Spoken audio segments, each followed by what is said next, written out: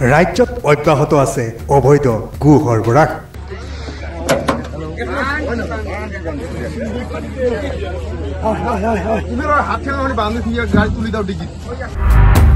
ৰাজ্যত গো সৰবৰাহৰ ক্ষেত্ৰত কঠোৰ নীতি নিৰ্দেশনা কৰা স্বত্তেও অব্যাহত আছে অবৈধ গো সৰবৰাহ।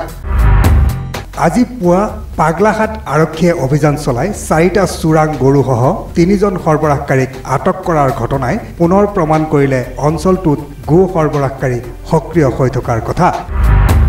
পুৱা গোপন খবৰৰ ভিত্তিত পাগলাহাট আৰক্ষীয়ে তামাৰহাটৰ পৰা ধুবুৰী অভিমুখে গৈ থকা AS26D 9345 নম্বৰৰ ৰেনল্ড বাহনখনৰ লগতে AS17C 4633 নম্বৰৰ বলেৰো পিকআপ ভান এখন সন্দেহবহত আটক কৰে। বাহনখনত তালাচী চলোৱাত মানৱতাহীনভাৱে ভৰি বান্ধি অনা 4টা চোৰাং গৰু উদ্ধাৰ কৰা হয়। অৱশ্যে ইয়াৰে এটা গৰুৰ মৃত্যু হয়। আৰক্ষীয়ে বাহন দুখনৰ পৰা 3জন সৰবৰাহকাৰীক আটক কৰে। আটকাধীন ক্ৰমে গোলকগঞ্জৰ মহিবুল হক, দালানেৰ আগলাৰ আলালুদ্দিন শেখ আৰু আসমত আলী।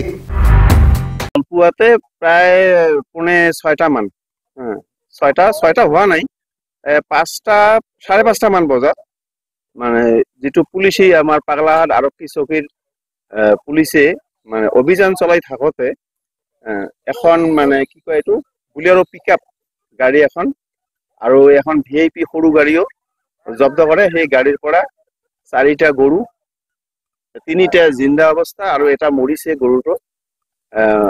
লগতে গৰু সৰবৰাহকাৰী 3জনক আটক কৰে।